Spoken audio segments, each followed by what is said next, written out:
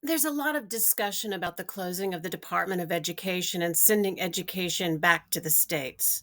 But let's break down what that actually means. I mean, states already have control over curricular decisions and always have. We've seen this in action as states implement curriculums that remove discussions of whatever they may deem to be woke.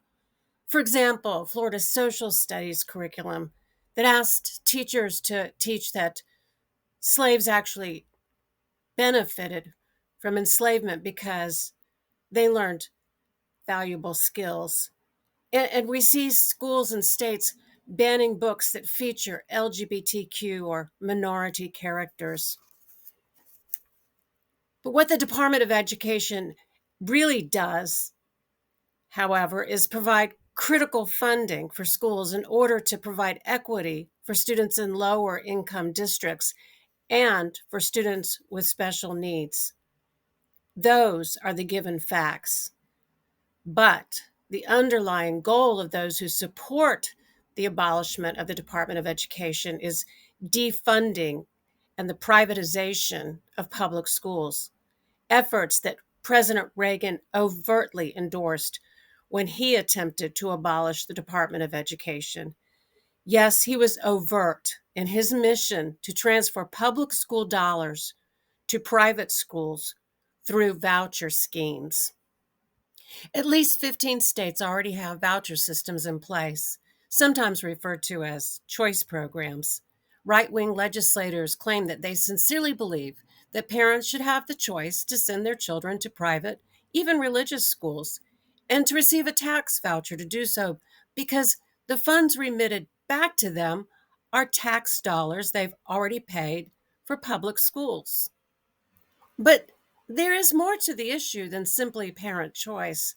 In fact, the entire notion of school voucher systems originated in the 1950s after the Brown versus Board of Education decision desegregated schools.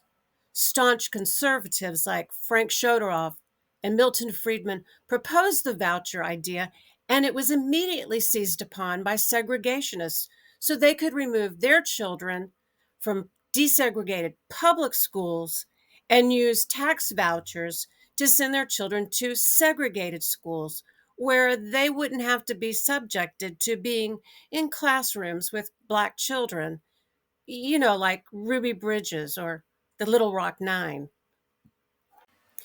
School voucher advocates insist that this isn't the reality today, and I'm sure it's not for many families.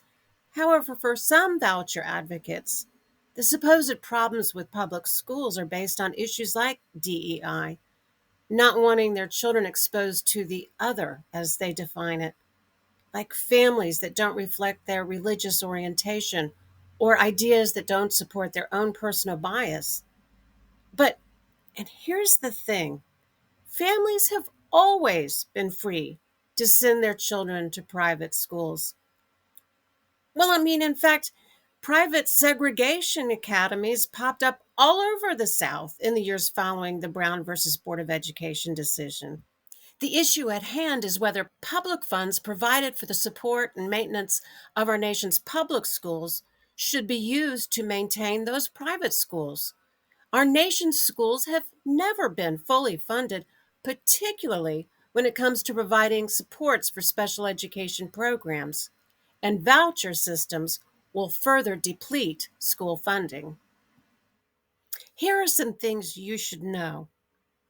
Private schools that participate in voucher systems do not have to accept students for any number of reasons: academic performance, behavior, or any number of reasons. So these voucher systems, these choice programs, are really not about a parent's choice or student choice, but really about the choice of the private school.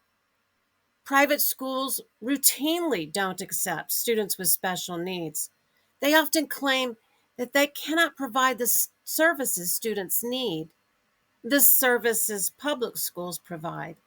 So, while private schools benefit from voucher systems, they simultaneously become part of the machinery that is defunding public schools.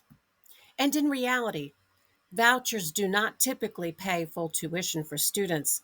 Families are required to pay the amount not covered by vouchers. For example, if a family receives $5,000 in a voucher payment and the average private school tuition is around $15,000 a year, parents have to make up the difference.